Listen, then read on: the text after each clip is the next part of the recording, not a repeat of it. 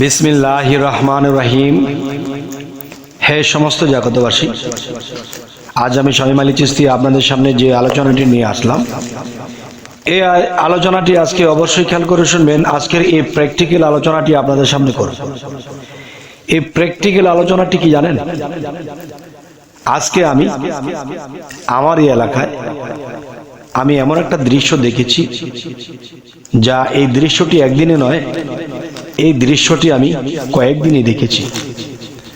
আর একটি কথা আছে, শিখছো কোথায়, ঠেকছি যেথায়। আমাদের কিন্তু ঠেকে ঠেকে শিখতে হয়।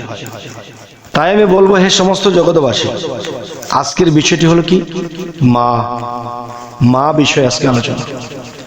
অবশ্যই শুনুন, যদি শুনতে পারেন এবং মানতে পারেন, জান্নাতবাসী হবেন। অবশ্যই অবশ্যই আজকের আলোচনাটি শুনবেন। যেমন আমার আত্মীয় স্বজন আছে, আত্মীয় স্বজনের কাছে যাই, যাওয়ার পথে একটি ঘরের মধ্যে আমি শুনতে পাই ছেলে আছে, মেয়ে আছে এবং একটি মা, 5টি তার সন্তান। এখন আমি যেদিন ওই বাড়িটার সামনে দিয়ে যাই, তখন শুনতে পাই ছেলে মাকে বকছে, ছেলের বউ মাকে বকতেছে। তখন মা কি করবি, চুপ করে বসে আছে। এরপর কি হলো, যে ছেলের বউ, যে দেখেন শাশুড়ি মা, আপনি যদি আমাদের কথা মতো চলতে না পারেন, তাহলে আপনি আমাদের সাথে থাকতে পারবেন না। ছেলে এই কথাটি শুনতেছে, কিন্তু ছেলেও কিছু বলতেছে না। ছেলেও তার স্ত্রীর সাথে একতালে বলে যাচ্ছে। তো এর মধ্যে দেখা যায় অন্য একটি ছেলে কিছুক্ষণ পরে এসেছে, বলতেছে মা ভাত দাও, ভাত খাও। ওই ছেলে যখন মা বলে ডাক দিয়েছে, তখন উঠে গিয়ে ভাত দিচ্ছে। তো ভাত দিচ্ছে, সে খাচ্ছে, কিন্তু এই ছেলেটা বলতেছে মা আমার এই জিনিসটা লাগবে, আমাদের তো জায়গা সম্পদ আছে, ওটা বিক্রি করে আমাকে দাও। যে আমার একটা হুন্ডা লাগবে, বা আমার চলার পথে আমার এই জিনিসটা লাগবে, বা আমার চাকরিতে আমার এই জিনিসগুলো লাগবে। তখন মা চুপ করে আছে। পাশেই সেই স্বামী স্ত্রী, যে ছেলে, তারা বলতেছে দাঁড়াও, তোমার এই ছেলে যাক, আজকে একটা হবে। তখন ছেলেটি খাওয়া দাওয়া করে চলে গেল, আর তারা এসে সে মায়ের উপরে টর্চারিং করছে, কথার চাপাচাপি করছে। তুমি যদি তোমার ওই ছেলেকে কিছু দাও, তাহলে মনে রাখো তোমাকে আমাদের এই বাড়ির থেকে তাড়িয়ে দেব।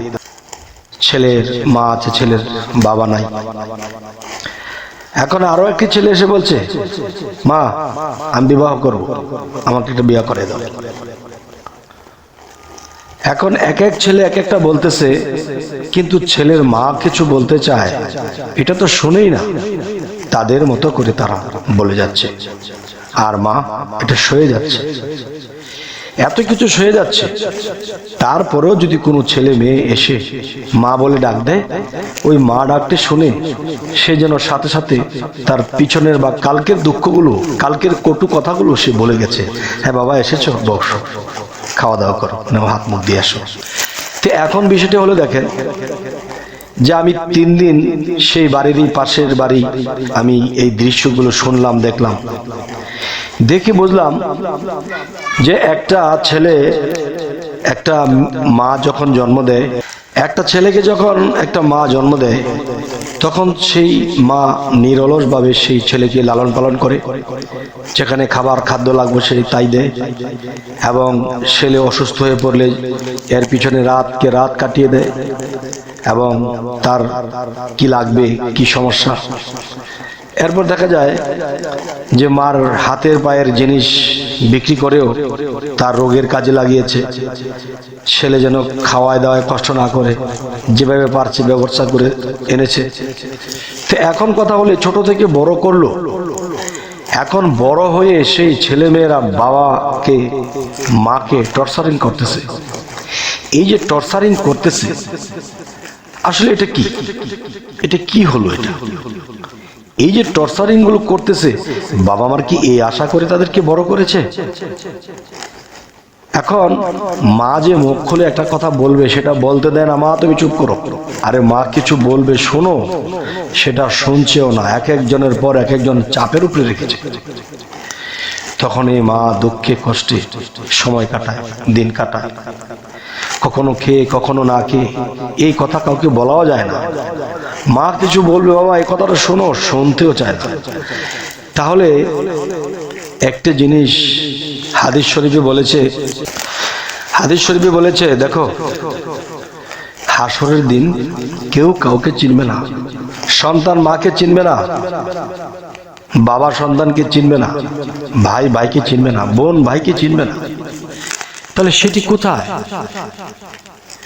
পেপার খুলি বা খবর দেখি, এমুক জায়গায় ছেলে মাকে মেরে ফেলেছে, এমুক জায়গায় পিতা এই কাজ করেছে, তার ভাই ভাইকে মেরে ফেলেছে, দুনিয়ার সম্পদের জন্য, দুনিয়ার লোভ লালসার জন্য এই যে কাজগুলো করা হচ্ছে। কোন আশায় এই ছেলে মেয়েদেরকে বড় করলো, এবং সেই মা ছোটবেলা থেকে কোলে পিটি বড় করলো, নিজে না খেয়ে খাওয়াইলো, এবং যত দুঃখ কষ্ট সইল, তারা যখন সাবালক হলো তার উপরে আবার উল্টা চাপ সৃষ্টি হলো। তাহলে একটা মা আসলে বুঝি না, আপনারা একটু বলবেন তো আসলে মা জিনিসটা কি? সে কি এগুলো যন্ত্রণা সইবার জন্যে, ছেলে মেয়ের সেবা করার জন্য এসেছে? সে কি সেবা পাইবার জন্য আসেনি? এরকম পরিস্থিতি দেখে আমার চোখ দিয়ে জর জর করে পানি পড়তে লাগলো। মানুষ তো বলে যে মা বাবার সেবা করো, মা বাবাকে দুঃখ দিও না, কষ্ট দিও না, তা তো শুনেছি, কিন্তু নিজ চোখে দেখেছি। দেখার পরে ভাবলাম এদেরকে জন্ম দিয়ে কি লাভ হলো? এরা তো ইহকাল এবং পরকাল কোনো জায়গায় তাদের কোনো কাজে আসছে না। আসলে এটা কি হচ্ছে? আমি পৃথিবীর সমস্ত মায়ের সন্তানদেরকে বলবো, আপনারা কখনো এই কাজটি করবেন না। আপনারা এরকম ভাবে মা বাবাকে কষ্ট দিবেন না। তারা তো ছোটবেলা থেকে আপনাদেরকে কুলিপিটি তো আনেছেই, যেখানে টাকা পয়সা, যেখানে যা কিছু লাগবে, যা স্কুল খরচ, এটা সেটা দিতেই আছে। কিন্তু তারা কখনো বলে না, বাবা আমার এটা নিয়ে দিস তো। জানে আমার ছেলে এখনো ইনকাম করতে পারে না। তাহলে আল্লাহ যে বলেছে